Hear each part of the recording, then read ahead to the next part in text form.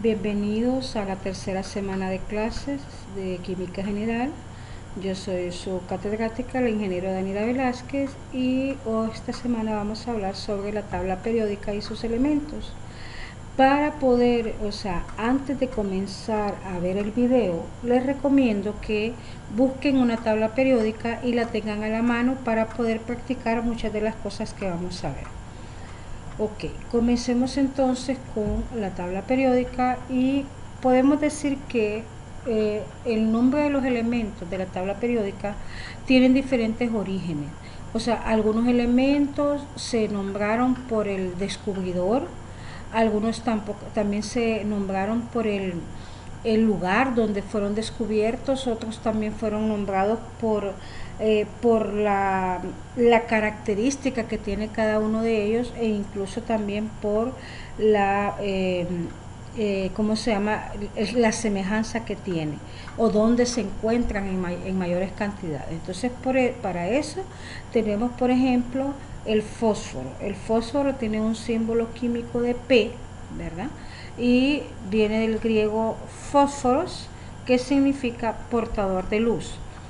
¿Por qué se le hizo este nombre al fósforo? Porque el fósforo es un elemento que emite luz en la oscuridad porque arde al combinarse con el oxígeno del aire. Otro de los elementos que podemos nombrar, por ejemplo, es el bario. El bario proviene de la palabra griega baris, que significa pesado, ya que el bario tiene una masa atómica bastante alta.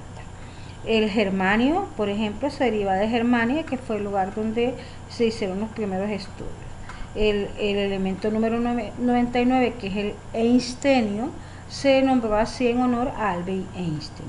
Entonces hay diferentes, lo invito a que usted vaya a su tabla periódica y se vaya familiarizando con la ubicación de los elementos, con los nombres de los elementos para cada uno de los que tenemos.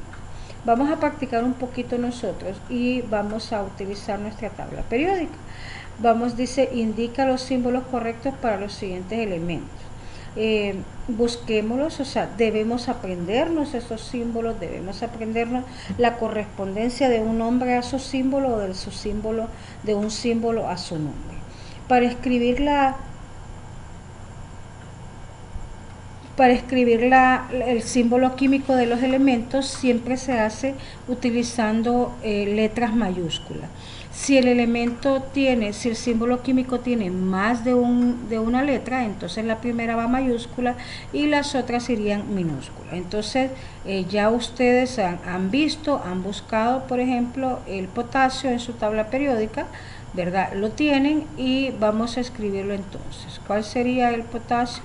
Entonces sería la fórmula el símbolo químico del potasio es una K, ¿verdad?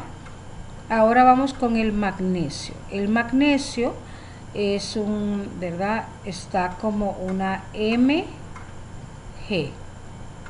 ¿Estamos? El cobre es CU. Observen que la primera letra es mayúscula y las otras son minúsculas. El flúor solo tiene una sola letra, es lo que conocemos como los halógenos, y está en la penúltima columna, y es una F. El sodio es una N mayúscula y una A minúscula. Y el hierro es una F mayúscula y una E minúscula. Entonces vean cómo, ¿verdad? Estos son un ejemplo de muchos elementos que están en su tabla periódica. Entonces los invito a seguir curioseando, a seguir viendo, ¿verdad? Cuáles son, a relacionar los nombres con los símbolos químicos. Vamos a hacer ahora otro ejercicio, pero al revés. Ahora me dan los símbolos químicos y yo pongo los nombres. Muchos de los símbolos, de los nombres que me dan, son fáciles porque se parecen mucho al símbolo químico. Por ejemplo, este segundo es el bario y vean que es Ba, entonces este es bario. Sin embargo, hay otros que no tienen nada que ver con la representación. Por ejemplo, este P. Este PB es lo que nosotros conocemos como el plomo. ¿verdad? El SN es lo que nosotros se conoce como estaño. Entonces los invito a ustedes para que pongan los nombres en los otros símbolos químicos utilizando siempre su tabla periódica. Muy bien. El descubrimiento o el ordenamiento de la tabla periódica no fue, para nosotros ahora es fácil. Nosotros tenemos la tabla, vemos los elementos y empezamos a aprender a usarla. Pero eso en un inicio no se dio así. Hubieron muchas pruebas, muchas formas, o sea, la tabla periódica es un sitio que nos da mucha información. Se ubicaron, o sea, no es casualidad la ubicación de los elementos, no es casualidad que el hidrógeno se encuentre como el primer elemento y que el oxígeno esté del lado derecho, o sea, no es casualidad.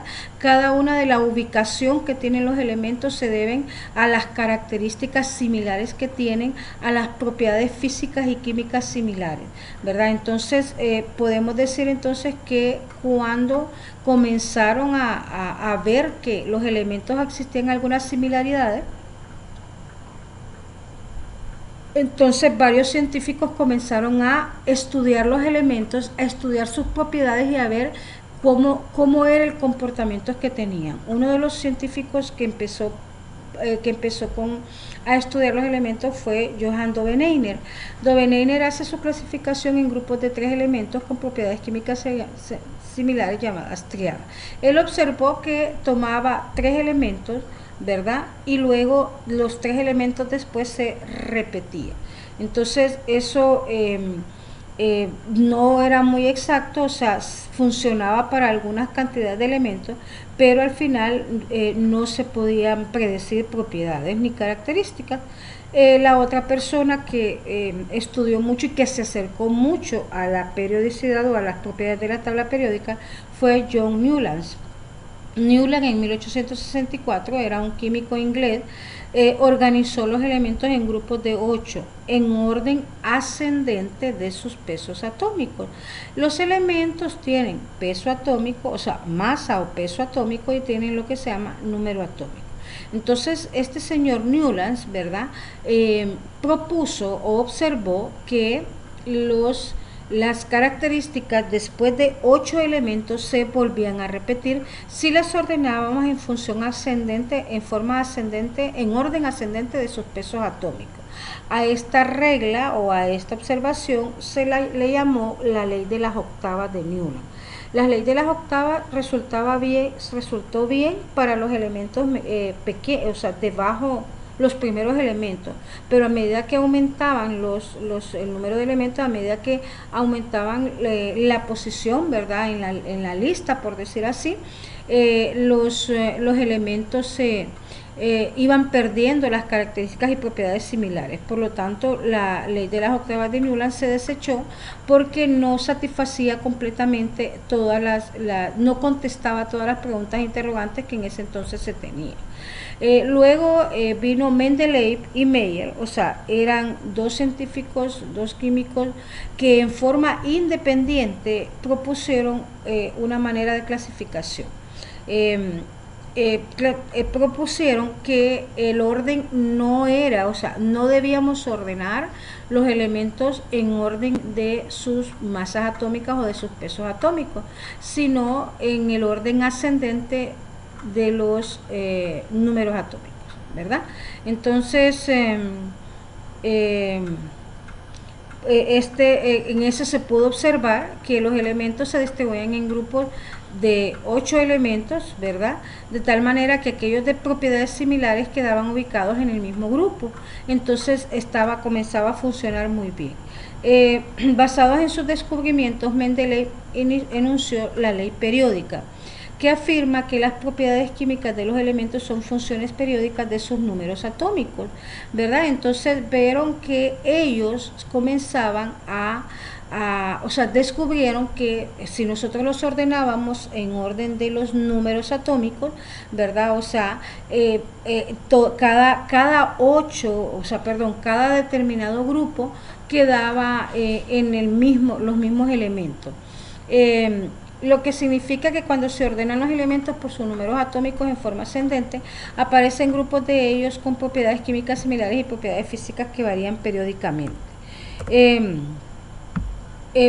Fíjense que Mendeleev fue tan maravilloso los descubrimientos que hizo, que Mendeleev predijo que existían elementos que aún no se habían descubierto, porque en el orden creciente de las propiedades, ¿verdad? O sea, para nombrar algunas propiedades que nosotros podemos enunciar ahí es la reactividad, por ejemplo, la característica metálica de los elementos, por ejemplo, la afinidad electrónica, son características que tienen los elementos, y entonces él descubrió o predijo, pues pongámosle, que entre un elemento y otro existía un espacio, que ahí había un elemento. Entonces él dejó los espacios, ordenó los elementos que existían, que en ese momento eran 66, y él dejó los espacios para posibles elementos que se descubrieran posteriormente. Fue incluso capaz de predecir las propiedades de esos elementos faltantes. Muy bien, entonces en el tiempo en que Mendeleev hizo su ley periódica, solo existían 66 elementos. En el 90, en 1990, ya se habían incorporado en la lista alrededor de 30 elementos más, con lo que se llenaron algunos de los espacios vacíos. Los elementos que fueron descubiertos posteriormente, entre ellos está el escandio, que es un símbolo químico Sc, el galio, que es símbolo químico Ga, el germanio, que es símbolo químico G, y verdad, entre otros. Y fíjense que fue tan exacto las predicciones de Mendeleev, que las propiedades de estos elementos que se descubrieron, verdad, coincidieron con las propiedades que Mendeleev había pronosticado, verdad, para estos elementos que en ese entonces no se habían descubierto. Muy bien. Aquí tenemos ejemplos de tabla periódica, ¿verdad? Podemos ver que la tabla periódica es un arreglo, se distribuye en forma de grupos, o sea, grupos aquí y periodos aquí. Las columnas son ordenadas, se llaman grupos, y los renglones, ¿verdad?, se conocen como periodos. Es tal que los elementos que pertenecen al mismo grupo tienen ciertas características, y por ejemplo algunas propiedades, como las que mencioné anteriormente, van aumentando cuando nos movemos en los periodos, o van disminuyendo al movernos a través de izquierda a derecha o de derecha a izquierda en los periodos. Muy bien. Muy bien, entonces continuemos. Y aquí hay otra forma de clasificación en la tabla periódica. De acuerdo a la ubicación donde están los elementos, nosotros tenemos tres clasificaciones principales, que son metales, metaloides y no metales. Es importante esta clasificación porque, de acuerdo a si son metales, tienen propiedades físicas y químicas características, su reactividad es marcada dependiendo del tipo que es. Entonces podemos observar que los azules, o sea, vean, el litio, el berilio, el calcio, todos estos que están en este lado son metales. Estos poquitos que están aquí son metaloides, que se les llama así porque tienen propiedades mezcladas entre metales y no metales, ¿verdad? Y estos amarillos son los no metales. Bueno, vamos a hacer un ejemplo donde vamos a clasificar de acuerdo a la posición, o sea, tomemos nuestra tabla periódica, recuerden que necesitamos la tabla periódica, entonces, y ubiquemos, ¿verdad?, de acuerdo a dónde está el elemento, o sea, si es un metal, si es un no metal o un metaloide. Vamos a hacer algunos para que ustedes pues hagan otros. Vamos a tomar el boro, ¿verdad? Y vamos a buscar en mi tabla periódica, ¿verdad? El boro es, el símbolo químico es B, por si acaso no lo pueden encontrar, van a encontrar que el símbolo químico es un B. Ok, entonces buscamos en la tabla periódica y vemos que el boro está en la parte verde, o sea que es un metaloide, ¿verdad? Bueno, busquemos otro por ahí. Busquemos, por ejemplo, el fósforo. El fósforo tiene como elemento químico, símbolo químico P. Usted puede buscar en la tabla periódica y puede ver que el fósforo es un no metal, ¿verdad? Entonces es sencillo ubicarlos, la tabla periódica está bien marcada. Por ejemplo, si tenemos el silicio, ¿verdad? Si usted lo busca, búsquelo, su símbolo químico es Si, ¿verdad? Y es un metaloide. Muy bien, de esta misma forma, entonces es sencillo, busque usted de acuerdo a la ubicación de la tabla periódica los demás elementos, qué tipo son, si son metales, no metales o metaloides. Bueno, sigamos entonces. La clasificación de los elementos en la tabla periódica. Vean, los elementos en la tabla periódica, la principal clasificación es metales, no metales y metaloides, pero también tienen otras clasificaciones que nos interesan a nosotros. Por ejemplo, usted puede observar en esta tabla que nosotros vemos que las dos primeras columnas son metales, pero son los metales más reactivos. Estos metales son altamente reactivos y participan en muchas reacciones químicas. Luego a estos que están aquí, ¿verdad? Se le conocen como los metales de transición. Y en este caso el comportamiento de estos metales no es tan definido, ¿verdad? Como se espera. O sea, ¿a qué me estoy refiriendo cuando digo eso? Cuando nosotros, o sea, los elementos por ser metales tienen características dadas. Vamos a verlo después. Tienen un lustre, son buenos conductores de la energía, tienen un estado de oxidación definido, pero los metales de transición, ¿verdad? En algún momento no satisfacen o no cumplen con las propiedades esperadas, ¿verdad? Por eso es que se les llama metales de transición. Luego están los otros metales. En esta parte es lo que nosotros ya sabemos que son los metaloides, ¿verdad? Los metaloides, aquí está un poquito mal movido, pero los azules se refieren, recuerden, a esta columna, a estas dos, a estas de aquí y a estas de aquí. Estos son los metaloides. Muy bien. En la tabla periódica existen dos columnas que son muy importantes. La penúltima columna, déjenme buscar la otra tabla para indicarles mejor en la otra, se ve mucho mejor en esta. Esta columna es la columna que nosotros le llamamos la columna de los halógenos.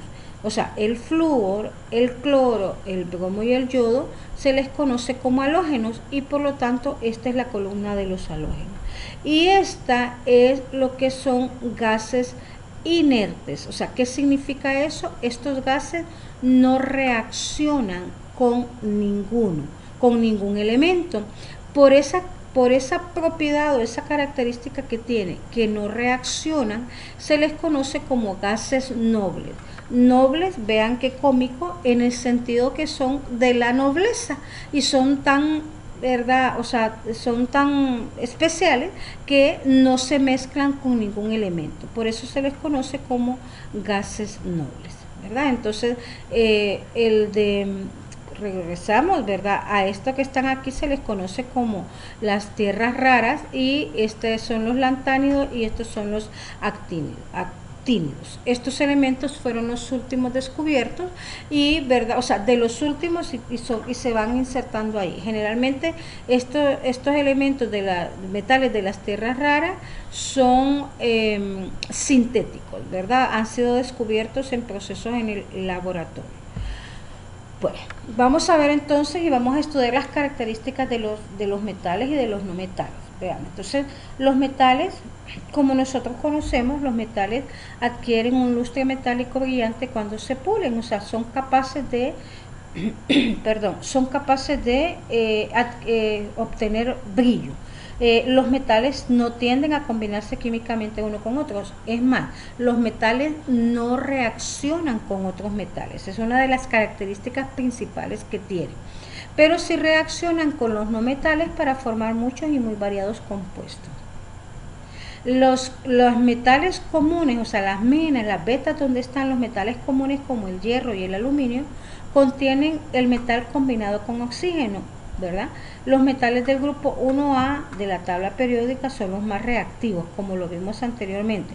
Las primeras dos columnas son los metales más reactivos que hay. Estos metales nunca se presentan como elementos libres, o sea, siempre están combinados, ¿verdad? ¿Por qué? Porque son demasiado reactivos, y como son demasiado reactivos, entonces siempre no pueden estar solos, sino que están mezclados con otros elementos, ¿verdad? Mientras que los menos reactivos, como el cobre, como la plata y como el oro, ¿verdad?, que están situados más o menos cerca del centro de la tabla, pues pueden encontrarse en algún momento, pueden encontrarse combinados o pueden encontrarse como un solo elemento libre. Veamos ahora las características de los no metales.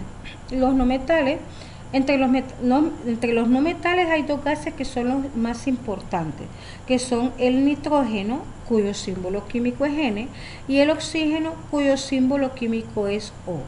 Estos elementos, estos dos gases están presentes en el aire, forman el aire. La mayor cantidad el porcentaje de elementos es nitrógeno y es oxígeno.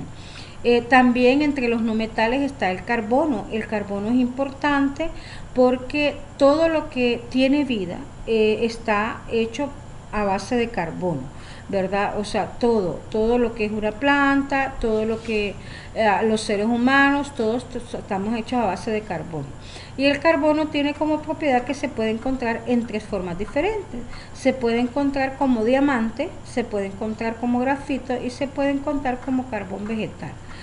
Aparte de esos elementos, también entre los no metales tenemos el azufre, ¿verdad?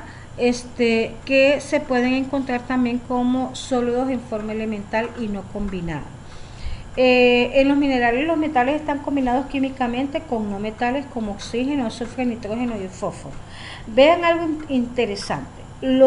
Como ustedes recuerdan, decíamos, los no metales no se combinan entre ellos. Perdón, los metales no se combinan entre ellos. ¿Estamos? Los metales no se combinan entre ellos, sin embargo, los no metales sí se pueden combinar. Por ejemplo, yo tengo aquí que el carbono y el oxígeno se mezclan para dar dióxido de carbono y también para dar monóxido de carbono. El azufre y el oxígeno se mezclan para dar dióxido de azufre y el carbono se mezcla con el hidrógeno para dar metano, que es uno de los gases que más usamos en la industria, ¿verdad? Bueno, entonces sigamos. O sea, aquí pues nosotros podemos ver más o menos un resumen de lo que son las propiedades de metales, no metales y metaloides. Entonces dice que los metales adquieren un lustre metálico brillante, ya lo habíamos mencionado, no se combinan entre ellos, tienden a combinarse con los no metales para formar compuestos variados y son buenos conductores de la energía eléctrica, y también son buenos conductores del calor, ¿verdad? Todos son sólidos a temperatura ambiente, excepto el mercurio, que es líquido. ¿Okay? Entre los no metales dice que se presentan a temperatura ambiente como sólidos, líquidos o gases. O sea que los no metales no tienen un estado definido a temperatura ambiente. Reaccionan fácilmente con metales del grupo 1A, reaccionan entre sí, ¿verdad? El flúor es el elemento más reactivo y son no conductores de electricidad. Bueno, los metaloides pues ya sabemos cómo son intermedios entre metales y no metales, entonces pues también sus características son intermedias entre metales y no metales. Aquí hay propiedades físicas de metales y no metales con respecto, o sea, ¿qué propiedades físicas podemos utilizar o podemos ver? El estado físico a temperatura ambiente, la conductividad, ¿verdad? O sea, conductividad son los elementos que se facilitan el flujo de energía eléctrica o de calor. El lustre, la maleabilidad, esta es una de las características importantes, y la maleabilidad significa o se refiere a que la capacidad de los elementos en poder formar láminas muy delgadas, ¿verdad? Y la ductilidad se refiere a la propiedad o característica del elemento en poder hacer o formar alambres, ¿verdad? Entonces, esas son algunas de las propiedades físicas de los metales y no metales. Veamos entonces ahora un ejemplo, ¿verdad? Considerando las propiedades que tenemos. De acuerdo a las propiedades enunciadas, marque con una X si la sustancia descrita a continuación es un metal o un no metal. Entonces dice que reacciona fácilmente con el potasio y adquiere brillo al pulirse. Entonces, lo primero que debo de hacer es recordar, porque si reacciona fácilmente con el potasio, quiere decir entonces, bueno, ¿qué tipo de elemento es el potasio? El potasio, ¿verdad? Si usted quiere, busque su tabla periódica y podrá observar, veámoslo, vamos a regresarnos nuevamente, que el potasio, ¿verdad? Potasio es símbolo químico K, es un metal. Entonces, como es un metal, ¿verdad? Volvamos de nuevo al ejemplo, el potasio es un metal. Entonces, dice que ese elemento reacciona fácilmente con el potasio, ¿verdad? Entonces, ¿qué sucede? Los metales no reaccionan con otros metales. Quiere decir entonces que si el elemento que me están dando reacciona con un metal, tiene que ser forzosamente un no metal, aunque, ¿verdad? Aunque, de acuerdo a la otra propiedad, adquiera brillo al pulirse. Pero la principal característica que yo debo de ver es que, de nuevo, los metales no reaccionan entre sí. Por lo tanto, si este reacciona con un metal, entonces tiene que ser forzosamente un no metal. Ahora veamos el siguiente. Reacciona con los no metales. Entonces, recordemos, si reacciona con un no metal, puede ser metal, pero también puede ser no metal. Y es líquido a temperatura ambiente. Entonces, ¿qué sucede? Recuerden que los metales son sólidos. Por lo tanto, ¿verdad? Si reacciona con un no metal y es líquido, entonces lo más probable, con seguridad, es que sea también un no metal. Y luego tenemos aquí un sólido de color rojizo que es buen conductor de la electricidad. Si es un sólido, ¿verdad? Sólido puede ser metal o no metal, pero los buenos conductores de la electricidad solo son los metales, por lo tanto este es un metal. Y luego gas poco reactivo, si es un gas, solo puede ser un no metal, porque los metales son sólidos, por lo tanto es un no metal. ¿Okay? Entonces, esta es la forma en que nosotros podemos ir estudiando las propiedades de los metales y de los no metales. Bueno, veamos, aquí hay otro ejemplo. Igual, ¿verdad? Me dan diferentes características, propiedades físicas y se me presentan algunos elementos y me dicen que indique si poseen o no poseen la propiedad física determinada. ¿Cómo lo hago? Bueno, estas propiedades que vemos aquí son características estas de metales o de no metales. Por ejemplo, un alto punto de fusión se refiere a un no metal. Mal conductor del calor y la electricidad se refiere a un no metal. Dúctiles se refiere a un metal y no presentan lustre a un no metal.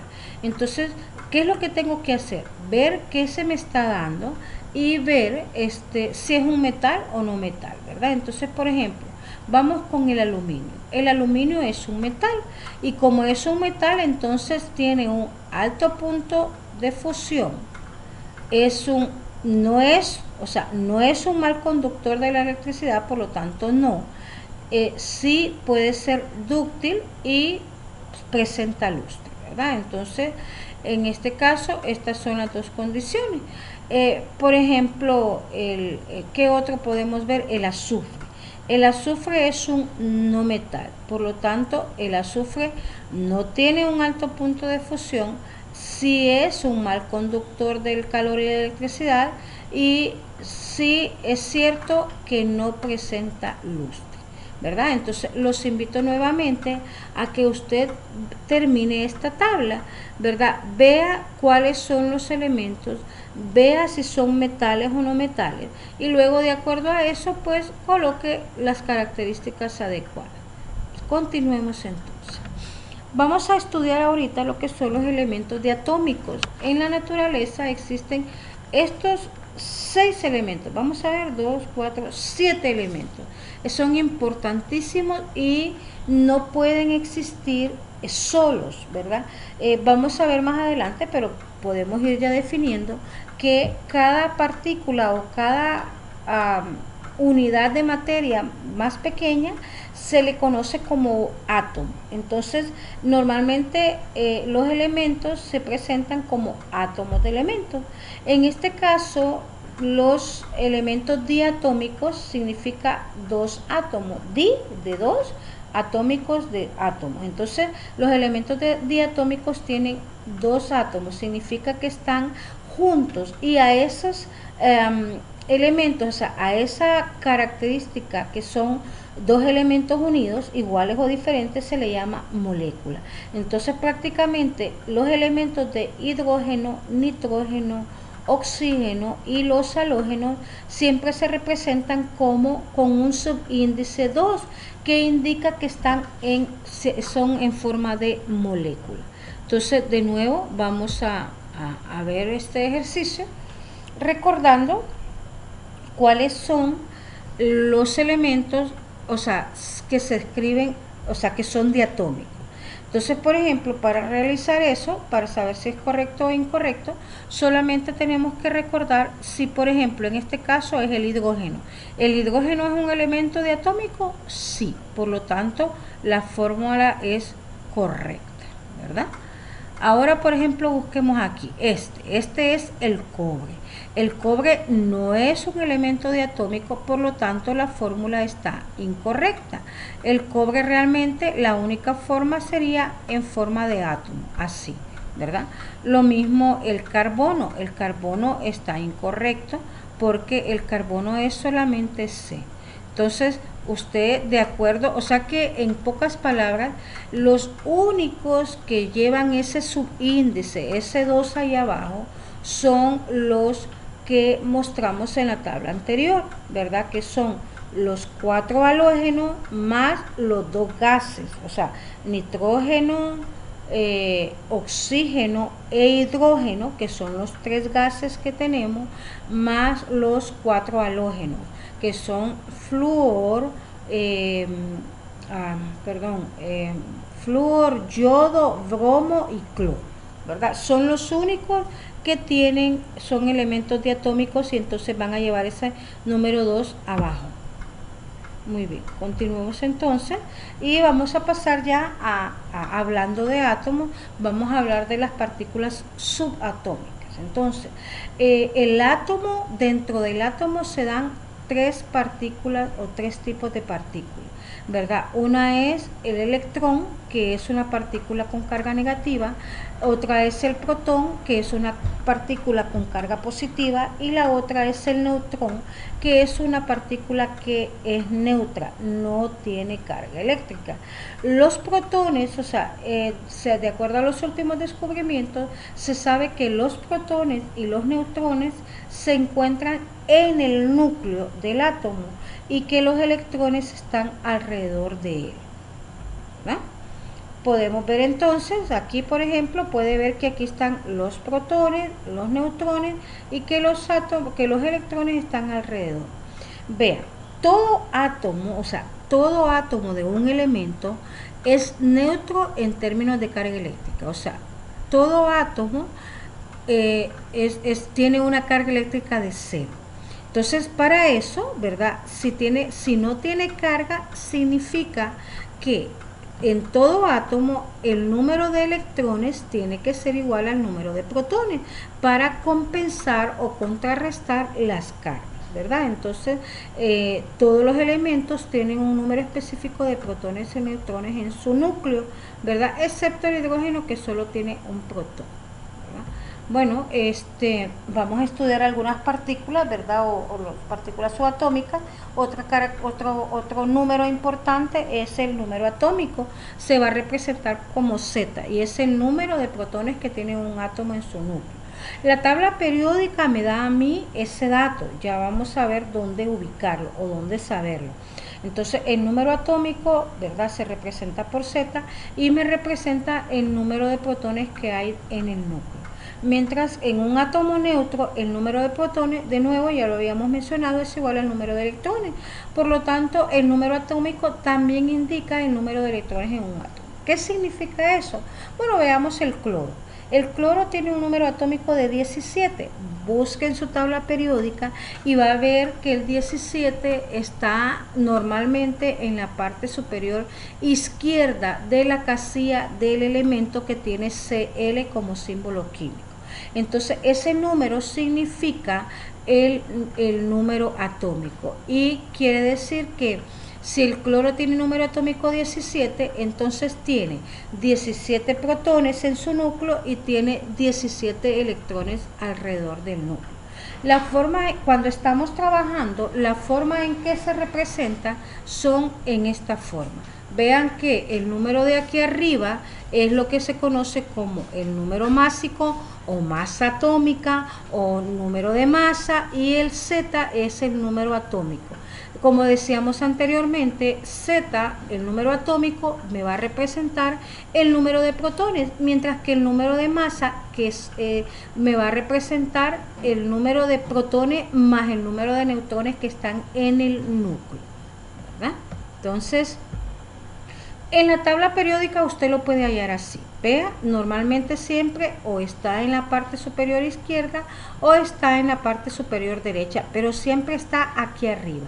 Este número que usted ve, por ejemplo, el hidrógeno tiene un número atómico de 1, mientras que el silicio tiene un número atómico de 14. La masa generalmente siempre está en la parte de abajo del símbolo químico, ¿verdad? Entonces esa es la forma en que usted vea su tabla periódica, analice su tabla periódica y vea en qué forma está representada el número atómico y la masa atómica de los elementos en su tabla, porque la forma de presentarlos va a variar de acuerdo a la tabla, ¿verdad? Debemos familiarizarnos con la tabla.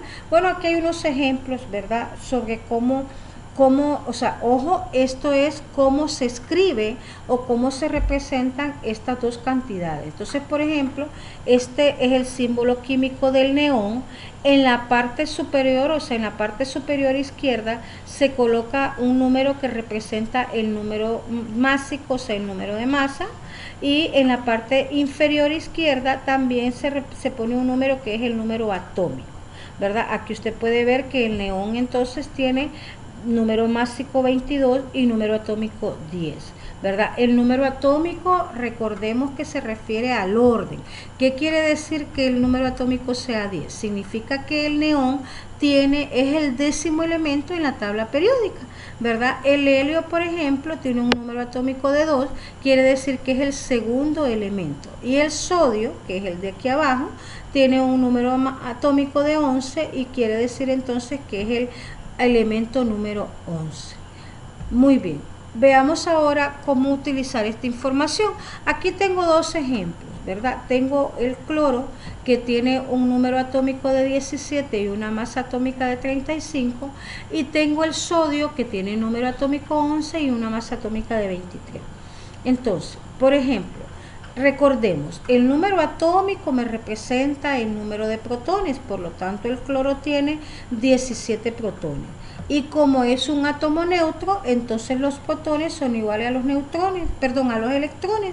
Por lo tanto, el cloro tiene 17 protones y tiene 17 electrones. Ahora, para saber el número de neutrones, ya sé yo que, ¿verdad?, el número de neutrones va a ser la diferencia entre el número de masa y el número atómico. O sea que para el cloro, el número de neutrones en el núcleo va a ser 18. De igual forma, para el sodio, ¿verdad?, usted tiene que el número de protones es 11. Y como siempre, el número de protones, que son las partículas de carga positiva, van a ser iguales al número de electrones, que son las partículas de carga negativa, ¿verdad? Y el número de neutrones sería 23 menos 11, que sería 12. Muy bien, veamos nosotros, para que practiquemos, ¿verdad? Tratemos de hacer esta tabla. Llenemos algunos, vamos a llenar aquí conmigo algunos y ustedes pues va a llenarlo usted solo. Entonces, por ejemplo, veamos el cloro. Veamos el cloro y veamos el primer elemento. Entonces, para el primer elemento solo me dan el símbolo químico y me dan el símbolo químico y me dan el número de masa. Entonces, con el símbolo químico yo me voy a la tabla periódica, busco y yo sé que este elemento es el cloro. De nuevo, tenemos que familiarizarnos con los símbolos, tenemos que familiarizarnos con los nombres y tenemos que aprendernos esa relación. Bueno, el número de masa es 35. Buscamos para el cloro el número atómico que se va a encontrar, ¿verdad? Nosotros ya lo hemos estudiado, vamos a ver que el número atómico es 17. Bueno, como el número atómico es igual al número de protones, entonces quiere decir que el cloro tiene 17 protones y el número de electrones es igual al número de protones, por lo tanto esto es 17. Ahora, el número de neutrones, ¿cómo lo vamos a encontrar? Va a ser igual, y aquí voy a escribir, a ver si me cabe, 35 menos 17. O sea, el número de neutrones va a ser el número de masa menos el número atómico, que en este caso va a ser 18. ¿Está? Bueno, veamos ahora el otro ejemplo, veamos el calcio. Buscamos para el calcio, buscamos en la tabla periódica y vamos a ver que el calcio tiene como símbolo químico Ca, ¿verdad? Tiene un número de masa igual a 40 y buscamos en la tabla periódica y buscamos que el número atómico es 20. Bueno, de nuevo, como el número atómico me representa el número de protones, entonces quiere decir que el calcio tiene 20 protones en su núcleo y 20 electrones alrededor. Y da la casualidad, ¿verdad?, que como tiene 40 menos 20, entonces va a ser 20 neutrones, ¿verdad? Veamos ahora el último ejercicio. Veamos este. Aquí solo me dan el número de protones, pero yo sé que el número de protones es igual al número atómico. Entonces busco yo en mi tabla periódica el elemento que tenga la posición 16. Recuerden que el número atómico se refiere a la posición. Entonces el elemento número 16 es el azufre. Entonces colocamos el nombre, que es el azufre, y tiene un símbolo químico de S y tiene una masa atómica de 32. Bueno, protones y luego 16. ¿Okay? Entonces, esa sería la forma en que podríamos utilizar esta información. Los invito para que ustedes llenen las otras cantidades de que están ahí en la tabla, ¿verdad? Siempre usando su tabla periódica. Vamos a pasar al último tema de la presentación, que son los isótopos. Los isótopos son átomos cuyos núcleos atómicos tienen el mismo número de protones, pero tienen diferente número de neutrones. O sea, si usted recuerda, un isótopo son átomos del mismo elemento, ¿verdad?, que tienen un diferente número de neutrones. Entonces, ¿qué sucede? Si usted recuerda, en el núcleo del elemento se encuentran los protones y los neutrones. Al tener igual número de protones pero diferente número de neutrones, quiere decir que los isótopos de diferentes elementos de un mismo elemento tienen diferentes masas atómicas, ¿verdad? Eso en resumidas cuentas, eso es la característica que tiene. Entonces, de nuevo, ¿verdad? Los isótopos de un mismo elemento tienen el mismo número atómico, o sea, mismo número de protones, mismo número de electrones, pero el número de neutrones es diferente, ¿verdad? Entonces, continuemos. Aquí hay algunos ejemplos de los típicos, ¿verdad? Por ejemplo, el carbono tiene 3 isótopos conocidos, que es el carbono 12, el carbono 13 y el carbono 14. Entonces, el carbono 12, ¿verdad?, significa, ¿verdad? Tiene un número atómico 6 y número másico 6. Significa que tiene 6 protones, 6 neutrones, perdón, 6 electrones y que tiene 6 neutrones, porque la diferencia de masa menos número atómico son los neutrones. El carbono 13 siempre va a tener los 6 protones, vean que siempre tiene el mismo número, pero va a tener en este caso 7 neutrones, y vean que la masa atómica entonces es diferente. El carbono 14 igual tiene 6 protones, pero tiene 8 neutrones, ¿verdad? Entonces de esa forma tenemos el otro ejemplo, que son el isótopo del hidrógeno, y los isótopos de hidrógeno ya tienen hasta su nombre, ¿verdad? El primer isótopo, que tiene un protón nada más en su núcleo, no tiene neutrones, ¿verdad? Es el proteo. De ahí el segundo, el 1,2, ¿verdad? Tiene un protón en su núcleo y tiene un neutrón en su núcleo. A ese se le conoce como deuterio. Y el tercero se le llama titrio, que tiene un protón y 2 neutrones en su núcleo. Y así sucesivamente, ¿verdad? Nosotros, por ejemplo, otro es el litio también tiene isótopos, muchos de los elementos tienen isótopos. Algo curioso es que como, por ejemplo, el carbono, la masa atómica del carbono es 12, la que usted mire en la tabla, porque a pesar de que tiene 3 isótopos y son diferentes masas, lo que se hace es que se saca un promedio de todas las masas.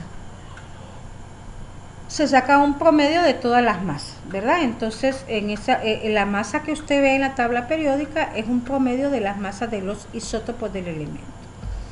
Bueno, aquí tenemos un ejemplo. Se me dan 4 elementos.